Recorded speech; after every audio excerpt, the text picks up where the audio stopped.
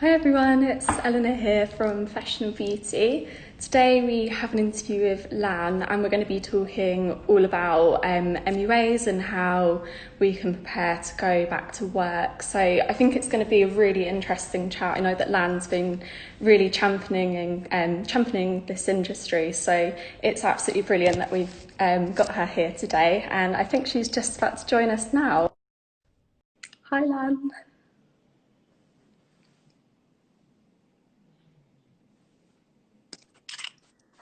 Hi Lan. Hi, Hi, how are you?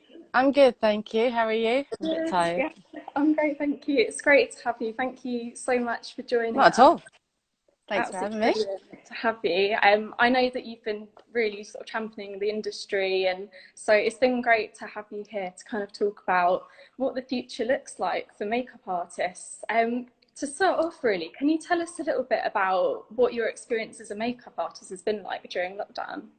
Um, just before lockdown, can you hear me clearly? Is that okay? Yeah, I Not, can but hear okay.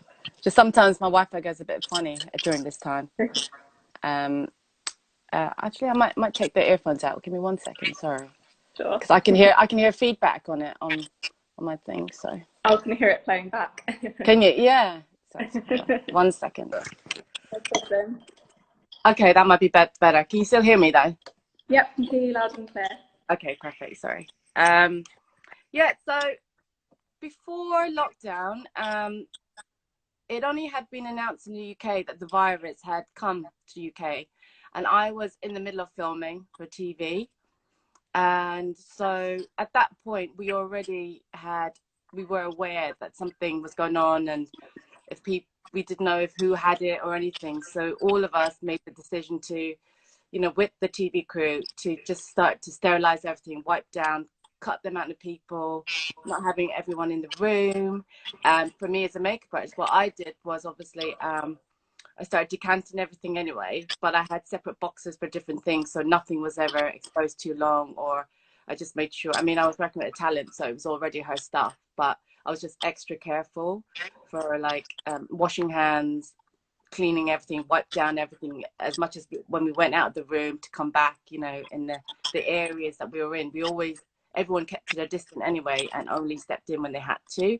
So everything was minimized. And I was wearing gloves and I had a mask on as well because we were just like really aware that there was this virus that's airborne. So we had to protect ourselves. So this filmed for quite, I think there's a couple of weeks in. And they cut all the crowds, so it was all done with just the talent, just the minimum crew, and it was fine. It was a bit scary. And then during that time I was able to do shoots in when we were in lockdown through FaceTime. Mm. So we did that, and I did a couple of shoots, like just experimenting and directing. So they went down okay. And then, when they started to open things up, we were still able to shoot, and we were in full PPE with gloves, minimum crew, like 3 people max plus the model. And then, that's how we were working. But Mm. it's just recently now, literally at the weekend, where they've said it's illegal. That's what really revved me up, because I was so angry that Mm. why were the barbers open and everything else, which is fine, but I just don't get, the scientific facts of which they had. So the last few weeks has been trying to communicate with the council and talk to people and artists and see what's going on, and try and keep a mental health focus, and trying to find out ways how we're going to work in the future. Or this weekend, we're trying to do a march. It's going to be a small march. Mm. So people that are scared, we are aware, we want to make sure that people know that we're professional, we're hygienic, and we want them to see us in our PPE gear, as a group, as an impact, because we're always individual. And I don't want people to think that it's individual people that are crying out for help. There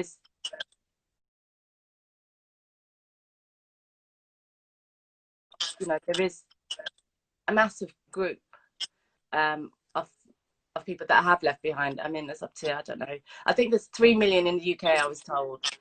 that have fallen through the net for financial support. And then we're talking about us as makeup artists, facialists, eyebrow technicians, people that are allowed to open, salons that can open, but you know, quite a lot of their business is the eyebrow, face, or beauty. Again, so they're losing a massive chunk of their business as well. So it's not just makeup artists that can't work, or facialists, you know, it's a whole chain reaction. So shoots are just like not sort of gone ahead, you know, there's not enough, you know, people, the whole team of people on a shoot. So if you haven't got a makeup artist, you know, it's tough, you know, it's retouching, it costs money. So there's all these different areas that people are trying to navigate right now. Remember, like, we haven't been through this before. So, you know, if we all just sit back and just wait, you know, and then they open up everything, everyone's going to be just like stuck, you know, like, okay, what are we all going to do here? So I think it's really important that, you know, yes, on the higher scale and the film industry, you know, they're working on protocol, going through the steps, making sure that everything is the way we're doing stuff is better and is, you know, on high hygiene. And, you know, there's a framework there that's been worked out with all the unions and everything. So, you know, we're getting there. But for me, it's like, it's just getting everyone sort of on board to just come together, you know, and just let the people that are isolated and feeling alone, that there is people that are vouching for them, that they are valued.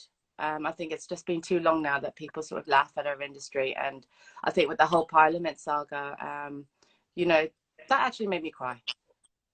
Yeah, Talk about more, I probably will cry. Yeah.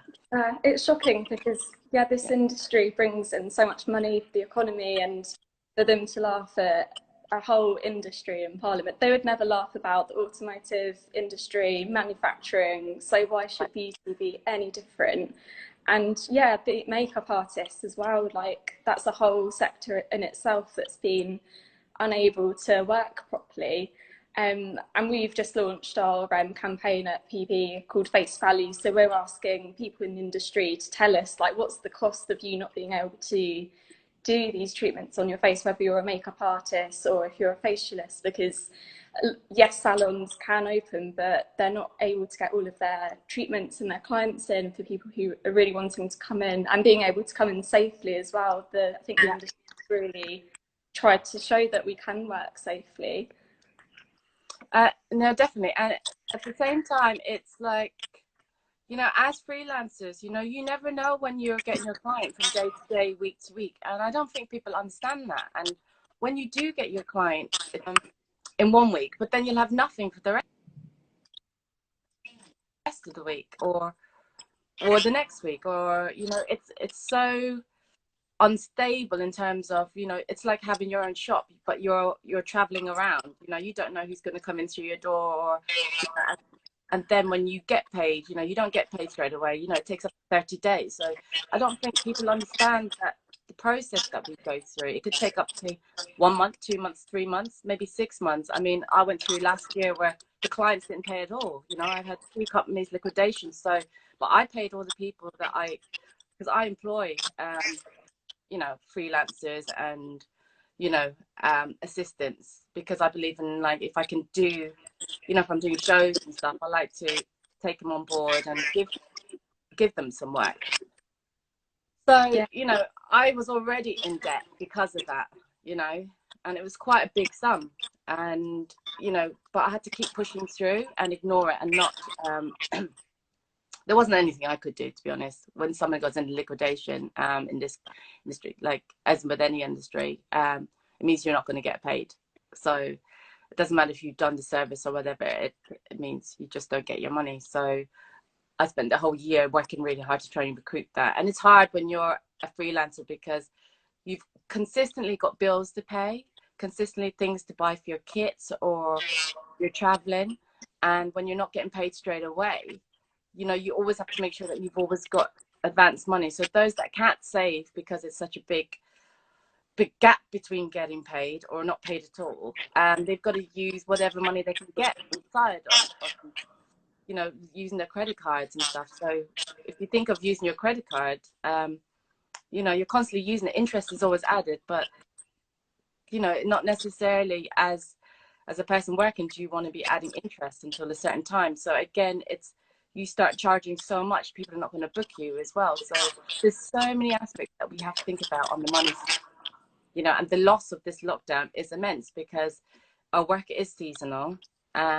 You know, weddings are seasonal. I mean, I had a handful of weddings because they're word of mouth or just friends or, you know, high-end clients, and they've cancelled or they've gone, left the country, had their wedding, but then they didn't use me, you know, so that was a big chunk of money gone straight away. So there's all those sort of avenues as well to think about.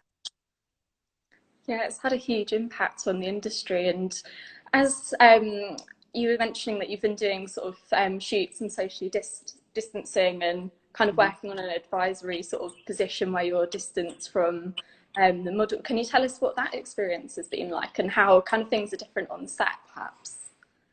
Yeah, well, this was like, you know, months ago, but first of all, when you come in, when you get to a place, this is how I sort of went to the whole thing, was that I made sure, okay, I got all my kit and everything.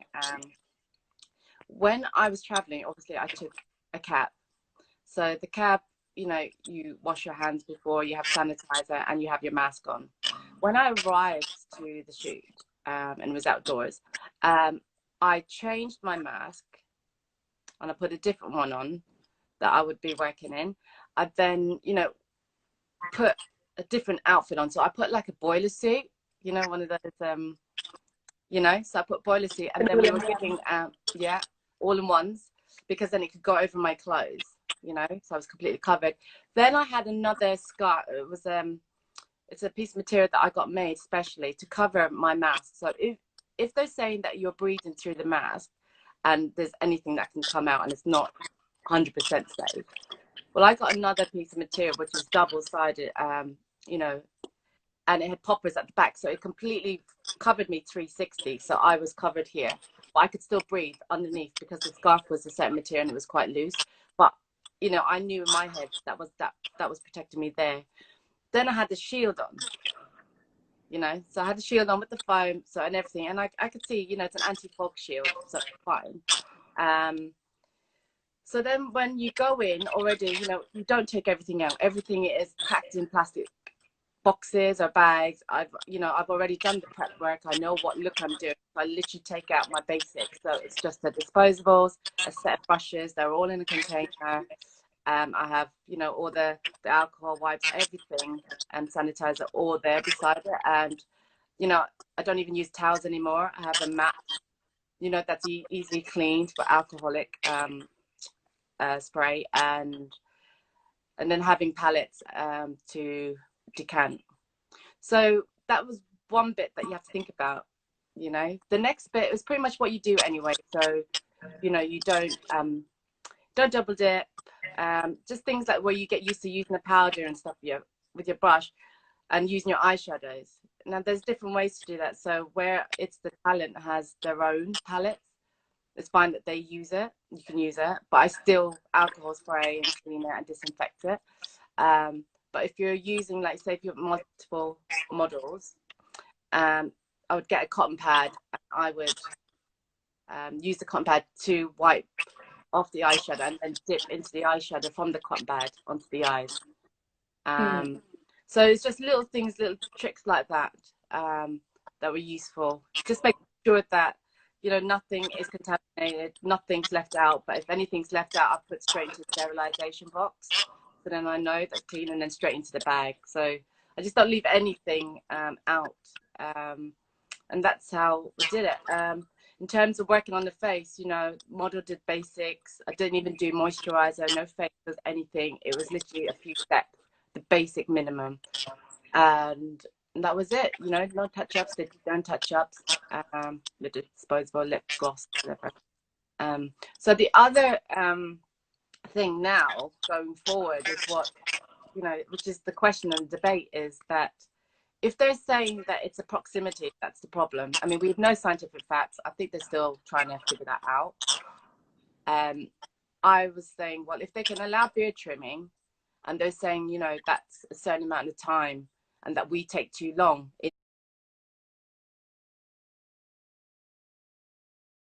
and that we take too long in that space. You know, why not have, you know, if they're saying that they want us to be protected in case the client gives us something, you know, we have the mask, we have the shield. I mean, gloves, if you use gloves, you have to get rid of them as soon as you finish your client. You cannot just wear gloves and expect like the whole day to walk around in the same pair of gloves, because you're just transmitting, you know, bacteria. So if we're protected in our shield, then why can't the client maybe, you know, you start working on the eyes only and have the client have her mask on when you're working on the eyes, you know, 15 minutes, 20 minutes on the eye. I'm sure everyone, you know, apparently it's a guided, because my husband works in construction and they never got shut down. And I said, how is this possible? And they said, well, the guidance is that you are not face-to-face contact for 15 minutes, or you can't be in someone's space for 15 minutes. Oh, so I was like, I can do makeup in less of that time. Why can't I do it? But, you know, that's not the point. So, you know, if you were to use a mask on your talent or model as well, and just worked on the eyes and then stepped away, and then they could do the base and guidance on everything else. I mean, that is a way that we could work. But right now, what we're trying to campaign for is to try and get everyone financial help. If they're saying we will not work, or if they don't make a decision this week, which is why, you know, people are asking, you know, why are you going to take the risk to do this march? And it's like, well, you know, we're all going to be full PPE. So we're not going to catch anything. We're all going to stay 1 meters apart. And, you know, we're advising people to come down to show bodies, but, you know, find your own way, go in your own bubbles, because if you can do that in the pub, I'm sure you could do this in full PPE. It's pretty much safe, you know. And also we're trying to help with those online that also have got high risk or shielding. Like I have loads of makeup artists that, you know, have got you know, they've got elderly living with them and stuff like that. So they can't make it, but, you know, they're going to all join in online on the live. But yeah, apart from doing what we do anyway, and having the gloves, having the shield, having the face mask, making sure that, you know, you're checking gowns, you know, you don't have to run in and touch up or anything like that. It's just being aware. I think that's the way, I guess, it's going to move forward. But we don't know, because we've been held back by the scientists of the Health and Safety Secretary. I mean, you know, Millie from the British Beauty Council, you know, had a meeting with them. She's consistently trying to explain to them what we do and how hygienic we are. But obviously, there's something there. Being so close.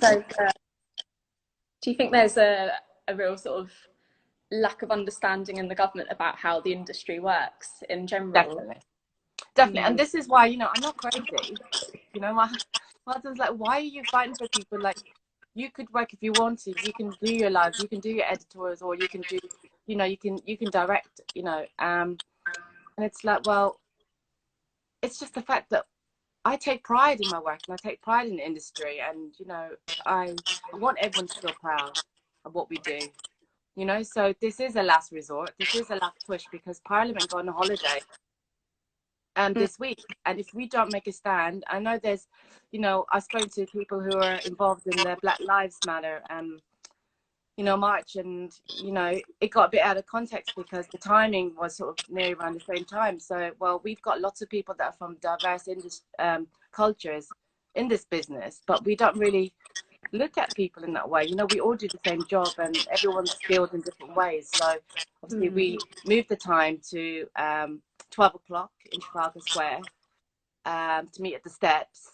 And we'll just casually walk down. It's all for impact. You know, we've got media, we have the press there, different people doing live. It's the Westminster, they know that we're doing this, but they want to see numbers. They want to see the impact that, you know, it's not just a few sane people complaining or, you know, voicing out. I mean, I know a lot of people are emotionally exhausted. I mean, I am just like dealing from those, but we have to carry on and just show the value. I mean, this is our jobs, and we want people like the public, if they see that we are making a stand, it shows them that we want to work, you know, and they will support us. People do want their facials and people do want their brows done. You know, so it's not like I know to them it's non-essential, but for the people, considering we are the third biggest industry contribution to the economy, I mean, and the Need to. jobs and the jobs, you know, and the fact is that it allows us to be, I'm not a feminist, but it allows us, you know, it is majority 90% women, and then LGBT, you know, the hairdressing where there's a lot of straight heterosexual, you know, but in our industry for beauty and facials, to be honest, it is a lot of LGBT community and female, and, you know, and we all stick together. So in Parliament, obviously, you know, there's no representatives for us apart from Caroline Noakes, who you're speaking to later, right? Yeah, we are. Yeah. Yeah, so it was really good that she stepped up, and then a few others have stepped up. But again, if you look at Parliament of the people that are representing, I mean, it just says it all. And we're not trying to attack the government, you know. We just want to show that we're responsible, that we're mothers, or, you know, we're female, but we have compassion. You know, we're not there to break the rules. We're there to actually work because we have to, and we need to make a living. And during this time, those losses we can't get back. It's just that we just have to just pick up and start again. It's not like you can go, okay, that person in April was going to book me, but are they going to book me now? Well, they didn't need us there, you know. No, they won't. Like a lot of my shoots, they're completely cancelled. They're just going to start again next year. So it's just going to be like normal when we go back. So unless they lift up the ban or give us a reason or financial help, it is pretty bad for our industry. Yeah. Considering we are the last, to be honest, that and the arts. I mean, the arts have been giving a big grant, you know, 1.3 billion or something, save the arts. But yeah, I mean, I just feel like we are a small part of the business, and it just isn't fair to sort of pick, you know, and segregate all of us when every country has gone back. The beauty sectors in every country has gone back with no problems. But, you know, everyone I spoke to in America, to Singapore, you know, to Germany, they're all working and they're all in their PPE and they're absolutely fine. You know, they just don't get why in the UK specifically have we not been allowed to work. No, it is frustrating. And how do you think working life will change for MUAs, whether it's backstage, on an editorial shoot? What are some of the changes that we might be sort of more permanent long term? Okay, so Fashion Week has been cancelled and it's gone digital. So that means, you know, there'll only be maybe the key artist and maybe an assistant. I think if they have more than, you know, because fashion shows, we're used to having maybe, you know, 12, 16, 60 models. You know, you can have up to 12 to 24 makeup artists. I mean, in your guidelines, if you're doing like your 1 meters apart, it's going to be so tricky.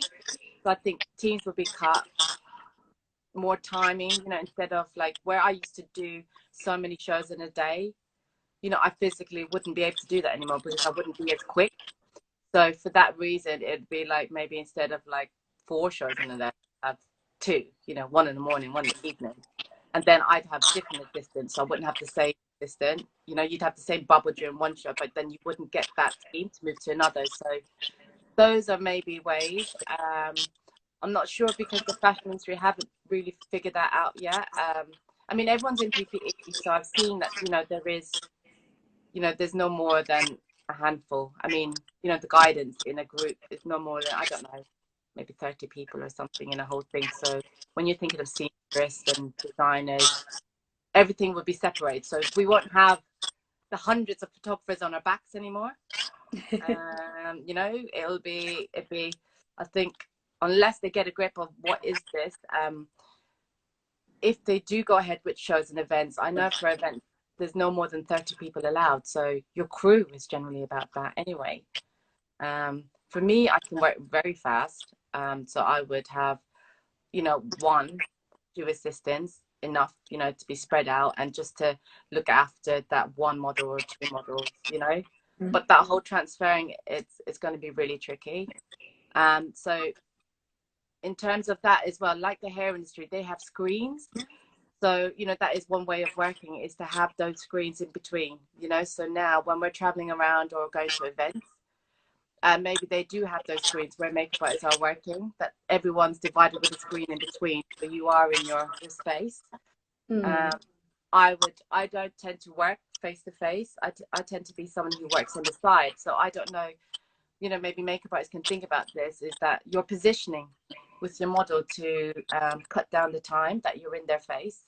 So instead of breathing on top, I mean, there's so many memes out there that are so funny of picturing how people think we work, you know, like breathing on top, licking their face. Yeah.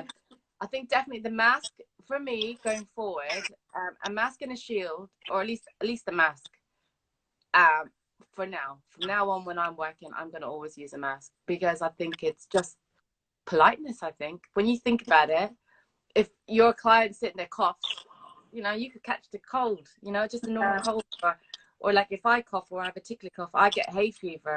Just having that mask will make sure that I'm not spreading anything, you know. Yeah. So I think this is a good thing that's come out for us as makeup artists. We are now going to think above and beyond hygiene, which will make everyone feel better. I will always wear a mask going forward, just to do that makeup, and then if everything is fine, then it's fine. And then for shoots, I guess shoots is easier because so you know, you wouldn't, like, the hair would have their moment to work. We're going back to where it used to be. The hair will have their moment to prep. Then they leave the room, let the makeup artist work. You do your thing.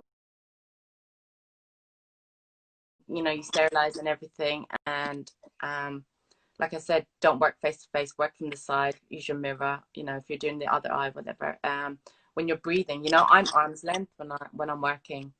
So I think that's also for me a factor. If the complaint is that we're in their space, we're so tight. I am where they're recommended 1 meter apart. You know, by the time you've got your hand out when you're working, you know, and then you have a brush extension as well. You know, that is pretty much, my arms are about 1 meter. So technically, Yeah. I'm social distancing in that way. So you know, I mean, now we're trying to think about sustainability. So you know, there's going to be so much wastage, you know, so using bamboo, you know, like using cloths that can be washable, you know, stuff like that. I mean, yeah, it's there's so many avenues to think about. But I think right now it's got to be, I think for the future, it's going to be like, you know, in the studios, they've already started to like use those machines that sterilize the room before you go in. There's more space. So I think it's going to stop people from being on top of each other. You know, the same thing is like once you do the makeup on set, you know, there's going to be extra screens. So everyone will have their own screen. So the makeup artist will have their own screen to look at. You know, the client will have a screen to look at. You know, I know in film that's the way they'll push forward. That it's going to be a closed off set. So the only people that be on set will be the photographer or videographer and the talent, and then you're only in at a certain amount of time. So yeah, I think that's the way moving forward. That's interesting, that point you made about PPE as well, because yeah, I guess from a sustainability point of view as well, PPE isn't great for the environment, but if there are ways that we can work around that, whether it's recyclable or different things that we can use, then that's really positive. I think we might have had some news from Boris. I've just noticed in the comments that What have you made, got? yeah, some kind of announcement. Oh look, For Boris beauty just services. announced 1st of August for beauty service to commence. Oh, that's great. Well, that's great news. That's really good. You know, Millie did tell him that we were going to do this march yesterday. So I don't know whether that's had an effect. So That's great news. Our fingers crossed that means everyone can be back to normal, to whatever this new normal is that we're going into. But that's brilliant. Wow. Okay. Boris is now 1st of August, beauty service to commence. Yeah, so, you know, there you go. So maybe our impact of this march and doing all this has worked. Brilliant. I think, you know, I think overall, you know, like in terms of people speaking up, I've never seen the beauty industry speak up so much, and to have so many normal people come to me and say, what the hell's going on? It's so unfair. You guys really work hard. You guys really make a difference. Like, oh my God, I want to get my brows done. Like, you know, these are normal people that I think now have started to think about us in a different way. You know, I think people are seen as more professional rather than just a beautician or a girl's world, or, you know, that sort of thing. Like, Yeah. I don't know about you, but like when somebody asks you, especially a man, asks you, what do you do? Like with a woman, he goes, oh my God, what would you recommend? Or where's the best place to go? But a man, if a man asks you, what do you do? You know, they don't get it, you know? And I think right now, men are getting it because they do see, you know, the difference. I mean, they don't see the difference, but they're like, well, what's the difference between, you know, you doing your makeup and a man getting grooming? So as much as this was never talked about before, I'm really happy that people are questioning it and people are thinking about us. And we've had like so much media over this, like from the BBC, ITV this morning, and been so many changes. And I think it's good for our industry because now I want people to start supporting each other. You know, it's not about, you know, it's watching other people and being inspired, which is what, you know, all industries do. And I just don't understand, like with beauty in a certain way, in fashion and stuff, why people don't just support each other and elevate it, because it is massive and it is a success, a really good industry to be in. I mean, you speak to everyone, they just all want to do their job, you know, because they love it. You know, it's not because they have to, because they can work anywhere. Yeah. That's why when I used to get people saying, oh, why don't you do this, or you should take a job doing other stuff where you're good at, and I'm like, well, actually, I've chosen this industry. It's been 18 years, and my argument throughout the last few weeks has been 18 years in this business. I've never, like, I've worked in, you know, I haven't not worked in 18 years from the moment that I started, you know, from whether I was working in the studios, whether I was doing weddings, whether I was assistant photographer, working with magazines, working with celebrities, you know, throughout the whole year, 365 days of the year, I've worked. And, you know, for people not to understand, like, okay, for this lockdown, 18 years of just stopping just like that it is a shock to the system. And it's not because like you just want to think, oh, this is a holiday. It's more of like you love your job so much that, you know, when our hands are tied, it's like being trapped, isn't it? You know, yeah, I could have worked at Sainsbury's. I used to work at Sainsbury's, or, you know, I could work with the magazines and do other things, but my heart is not in it. And I think as a makeup artist and doing all these jobs that we do, if you don't believe in what you do, there's no way you can survive. And I've always said that to everyone, especially new people coming in, you know, like, how do you carry on at work? How do you keep going? You know, when things are coming down on you, how do you keep going? And it's because you have the choice and you choose to help people. And that's the bottom line, is that you're a creative, you're compassionate, you understand people's problems. Otherwise, there's no way you would survive, because people would not come back to you. If you've got bad energy, or you're not good at what you do, people don't book you, and then your career doesn't go anywhere. So this is so important for everyone as an individual. Now seeing what happened in the last few weeks, you know, like to be at the lowest low, to be segregated, to be discriminated, and then, you know, to go through to fight for what you believe in and to fight for your industry. You know, there's so many people from the hairdressing world that's fighting for us. You know, we have people from stylists, you know, Joey Bevan. People have been very vocal. People that, you know, don't have to worry about money have also been vocal. And it's been really good to see people just like to support that. So yeah, I'm so happy. No, You know? it's great to see the industry really coming together in a way that we've never done before. I think it's been making so much noise, and it's brilliant that hopefully now we're making those steps forward with this announcement. I'm not entirely certain what the details are, if we can work on the face or not, but we will. We'll definitely be updating Professional Beauty's website with the latest once we know. So Lan, if MUAs are going to be returning back to work, what would you advise them to do to like prepare their kit? Is there anything that they can do to kind of get ready? Yeah. You know, think about cutting down your kit. So if there's loads of things that you've got to be really now what you'll probably start getting bookings now. So I think you have to be prepared, the brief, you know, start dissecting your kit into the natural stuff and the creative stuff, and have them in their separate bags. You know, I think makeup artists are generally pretty organized, I find. very OCD. But if you're not OCD, I mean, I'm pretty chaotic, but I'm also very OCD because I like looking at my kit being spotless. But if you're not, then start getting just simple pound bags from Amazon or pencil cases. Start thinking about ways of decanting your stuff, you know, stock up. You know, there's lots of places, 25% for makeup artists for the cleaning products and disposables. You know, Muji, everyone, you know, there's loads of things that you can get. Instead of having disposable masks, like the medical ones, get the ones that they sell that can be reused, or the ones with filters. It is going to be a thing where I've got, like, I don't know, about 10 different types of masks that I tried on. So everyone's face is different. So I use this time now, until then, it's worth the investment. Just go and order different masks and then try it out. Try it on your face to make sure that you can breathe. Practice with the shield. I'm sure there's going to be guidelines and restrictions, I'm sure. So, you know, the shields, don't get the floppy ones. Face shield is great. What I found was, you've got the plastic ones that touch your head. If you sweat, one, it's going to look awful because your skin looks a bit funny, because I tested all this.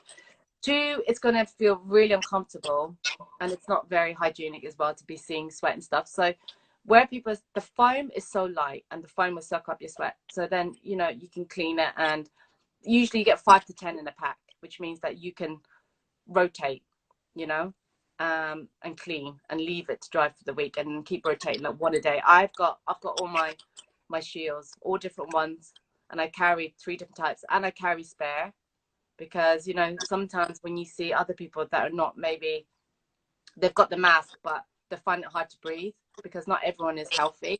So you have to think about your teammates, or, you know, if the stylist, for example, or an assistant, or somebody that may be struggling with the mask. And we don't want to be, you know, I've seen it, people put the mask on, want to talk, and they put it down on the chin. What is the point?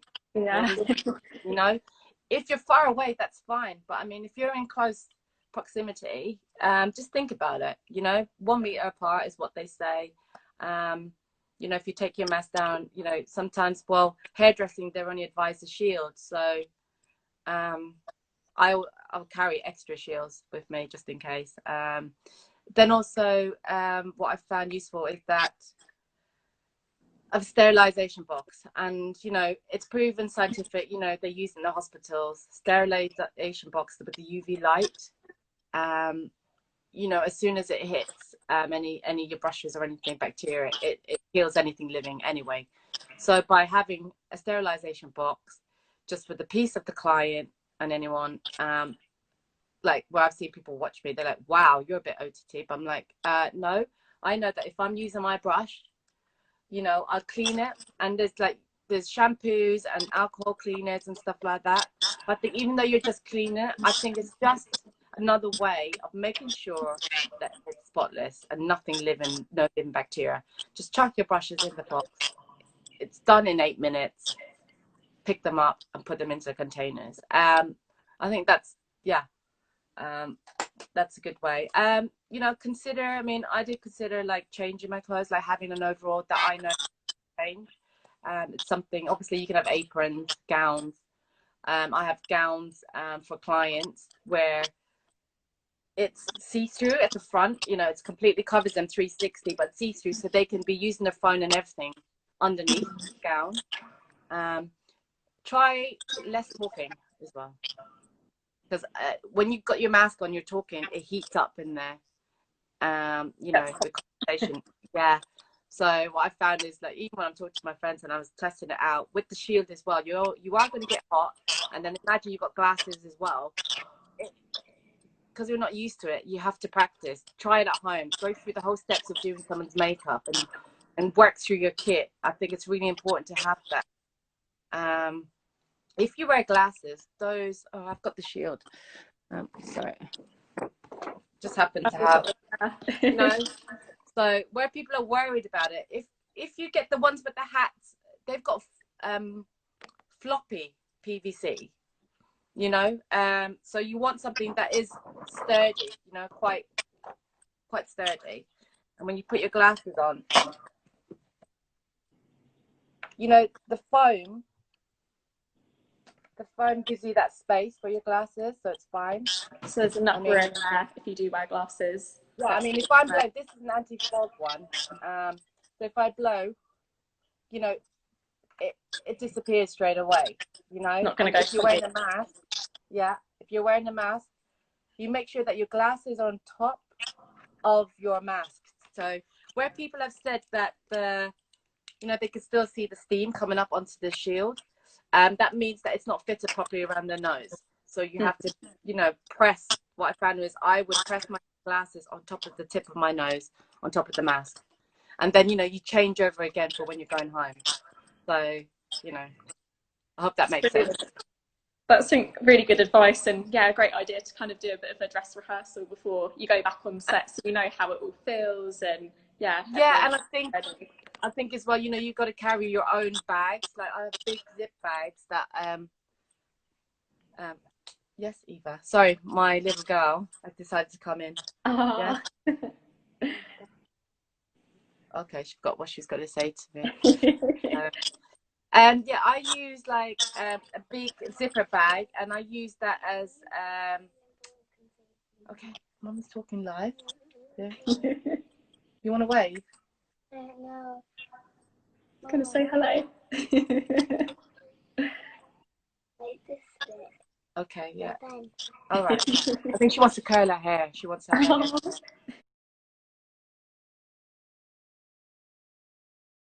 She wants her hair.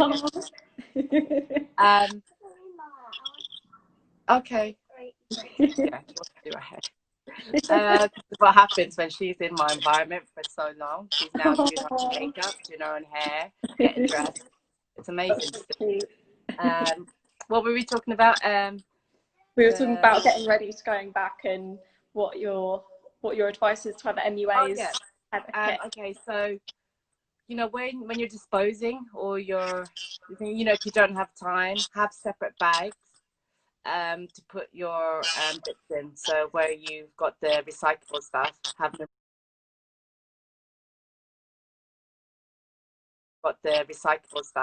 in one bag.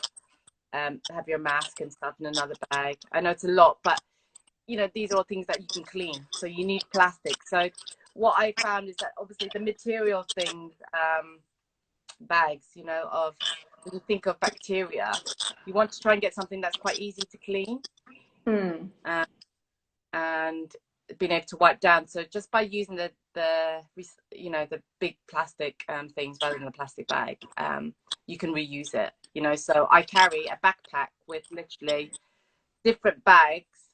One for my mask, one for my shield, one for brushes if I need to, if I don't have time to clean, and yeah, and one, there's loads of great artists actually that are like that have done like Alex Batsky, he's done a layout of his kit. I'm gonna do one and do videos. It's just amazing. So preoccupied with trying to fight for our rights. It's amazing the work that you're doing.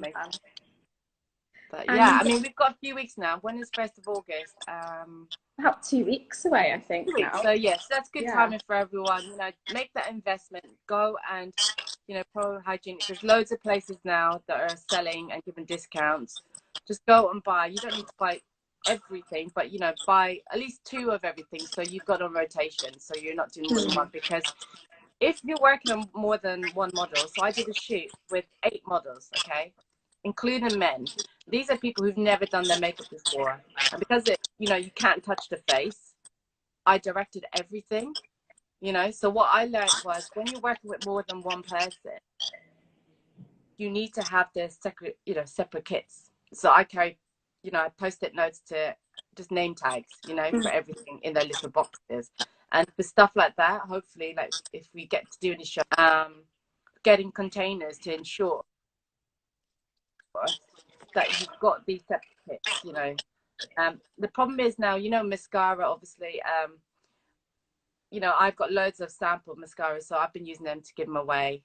And also, different brushes. There's lots of different brushes you can buy now with the bamboo recyclable. So They're quite good. I think it's browse. Amazing. Yeah, so And we'd love to there we talk go. a little bit about your career as well and how you got into the industry. Can you tell us a little bit how you started out and where you got to where you are now? Oh wow. Okay, yeah, a quick. So I studied fashion design, which most people know. I was in St. Martin's. I've come from an art background. I was never told about the industry because this was way before we had Facebook and social media. I think I came in just in between. All of that started to come out. I came in when they only just created digital cameras. That's when I came in. And I met a photographer that I collaborated with in this photography studio. I mean, I was just a tea lady, you know, I was just a cappuccino girl.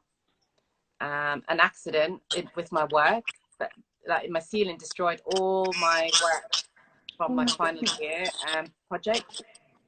Yeah, it destroyed it. Like the whole ceiling came down and destroyed everything. And I didn't go back to finish it. I mean, I just went up and left, and I thought, right, this is a sign. I'm just going to go on holiday. Came back, ended up just doing a summer job at this photographic studio. I was just a coffee girl, tea girl. They were short staffed, asked me to step in and gave me some brushes. And I haven't stopped since that day. You know, it seemed that I ended up just doing it, copied everyone else, gave the client what they want, and absolutely loved it. But it was only 7 years later is when I took it seriously. So if you imagine, I was doing in the makeover studios, you know, we could have up to 10 to 20 people, hundreds of clients. And when I stepped in, you know, I'd do about 10 a day. So I was working with all different skin types, all different skin problems, man, woman, kids, you know, it was everyone, you know, with very minimal kit. I had 4 foundations. I had about a handful of sponges. I had about 6 brushes and about 12 eyeshadows, and then just, you know, a few lipsticks. And so I spent, because I guess my artistic background, I was able to mix colors a lot and do things for whatever the client wants. And I think that was my training in hindsight, because I was working around the, you know, 5-7 days a week sometimes, you know, every day working on faces. And then I met a photographer who took me to Paris, and I assisted him in at the couture fashion show. So you imagine me knowing nothing about the industry, stepping into Paris, a couture fashion week, and I walk through the doors and I'm presented with, you know, Naomi Campbell, Natalia Vadanova, Maria Carla, Eva Hetzkova, Eva Lingora, not Eva Lingora, but she was there as a VIP. Mariah Carey one side, Britney Spears on the other. It's just, it was insane. And I was this person, assistant a photographer, and my job was to relate, pick the top 10 dresses, top 10 makeup looks, top 10 models, and send it to press worldwide. So it was a good learning curve for me, because I learned to see what people wanted. I learned to see all the trends, watch makeup artists work, and I think, you know, it was like being a fly in the wall for about 3 years, 6 seasons. There was a lot of shows I went to, a lot of shows. And, you know, I went to Versace, Dior, Chanel, every show you name it, I was there. Alexander McQueen. And it was nice not actually know, even though I was doing makeup at the time, it was more or less probably just a bit on the side for me, like a money thing, just working because I could and I was good at. But imagine like me sitting there amongst all these celebrities in this environment. Nobody knew who I was. I was friends with all the top Vogue people, Vogue photographers. I didn't know who they were. You know, the amount of times I used to sit beside Anna Wintour and Andre, and not knowing who they were was, when I look at it now, was ridiculous. You know, and I would have normal conversations with these people, just about the show, what I thought about the look, or just having normal conversations and be invited out to parties. And you know, where Alexander McQueen, for example, wouldn't allow anybody to go into the show, he let me in there, you know. So I was always backstage, and I always had that front seat view on anything. I'd waltz into the photography pit, I'd waltz into the PR bit, I'd waltz into the green room, I'd sit there and drink champagne with the models. there was nothing that I didn't do. You know, I had a lot of fun, but it was only as it became a job, I think that's when it got harder. You know, I've gone grey, no sleep. You know, it took its toll, and I was 23. So I came back to London and I said, I'm going to stop and I'm going to concentrate on makeup. And, you know, that's when the hard slog started happening, because I realized then nobody's giving you any opportunities. You have to knock on every door and you're always going to get no's. And, you know, I got loads of yeses, got loads of opportunities, and I was very lucky. But I was, you know, where people would go and do their jobs, you know, I was working around the clock. You know, at nighttime, I'd be emailing, get up, do my job, email again. I was non-stop for a long time. And I think, yeah, after about, I think I always call it like a 7-year itch, you know, in beauty. I find people really revved up for the first 3 years when they come out of school, start to get good money and a good reputation by the 4th year. By the 5th year, because they're so used to doing it, and then things drop off and clients start to move on to other people. I think by the 5th year, it's very hard mentally for a lot of makeup artists, because they're like, I've been in for 5 years. I want to give up. This is ridiculous. Like, I'm not getting the job. It's getting harder, but it's not that it's getting harder. It's that you're growing. And I feel like if people in those 5-year period just push, because it's usually the hardest time, that transition, because you are getting really good, but now you start to have to promote yourself and advertise yourself. So by the 6th or 7th year in the industry, people remember you. People start calling you. You start to get regular clients, but you know, it takes a while. And that's what I found. And I've seen a lot of assistants and people either drop off or they move forward. And it's usually between 5 and 7 years is the breaker. I mean, now we've got the help of social media, which is really good. But if you think about editorial, and magazines have gone right down. So there isn't any opportunities as much anymore for your work to be exposed. So you have to now rely on not even word of mouth. People just look at your Instagram now, don't they? I mean, my stuff is generally quite creative and quite full on, but I also put a lot of, I mean, when I started doing behind the scenes pictures, it was to show people that I'm any of my stuff. You know, what you see in print and what you see in real life, you know, you could see what I was doing and you could see the skin, because when you've got certain light on your makeup, it changes the finishes of your makeup. And sometimes you spend all that time doing the detail, you can't appreciate it. So that's the only reason why I started doing behind the scenes beauty. You know, it wasn't a way of, I mean, back then you weren't allowed to show any pictures backstage anyway, regardless with your client, because, you know, I mean, now there's a whole thing of let's show everything backstage and stuff. But when I was working, you know, you could lose your job if you were tweeting or showing the work before it's even launched. You know, clients spent so much money, all the teams involved to create the brief and everything, and then you're just going to go and show it to everyone. It sort of ruins it a bit. So, you know, it's constantly changing, and I think it's really important for people to just realize that you can't be stuck in your ways. You know, you have to move with the times, but be respectful of what's going on, and take your time. You know, this industry, I mean, I've been 18 years now, and I feel like I'm better on certain levels. You know, and as you move on, you know, like the work that you get, your bread and butter is like, I do all natural stuff from day-to-day basis, you know, just making people look pretty. But yet I will show people the creative stuff, because that's me expressing like things that you can do and be experimental.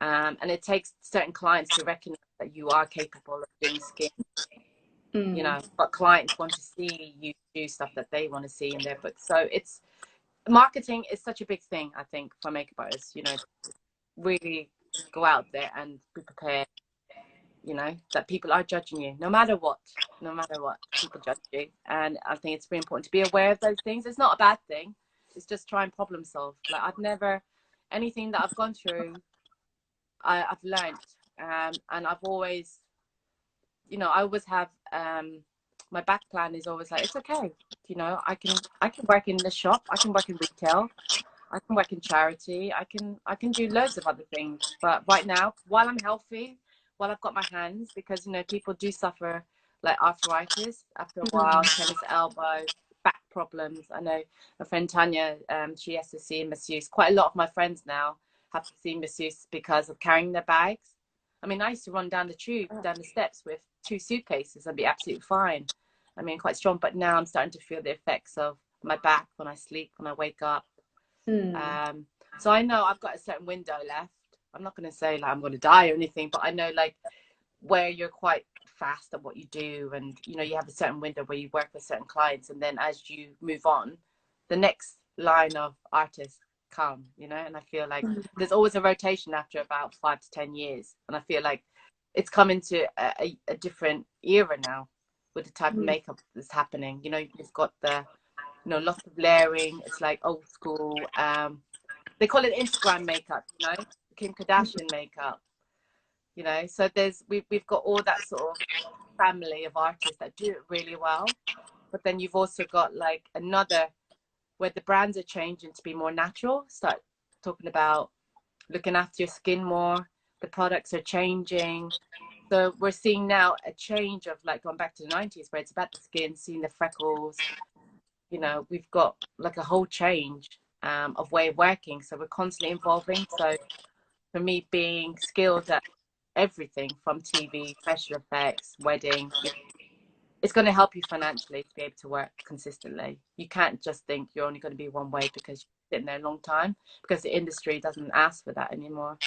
And you know, that's you can just see it now with everyone, with all the brands, visuals, videos, TikTok, you know, everything. It's all changed. Yeah. Yeah, it really has. And for the next new generation of MUAs who are coming through, what would be your one piece of advice that you would give to them as they enter the industry? Uh,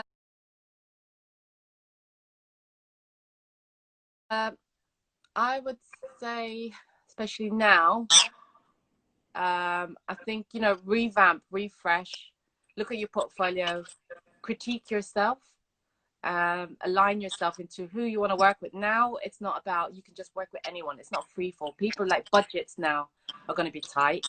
Do not if you have a certain rate, don't go under that rate. If everyone sticks together and sticks with the rate and just show the value of what they do, people will pay for you.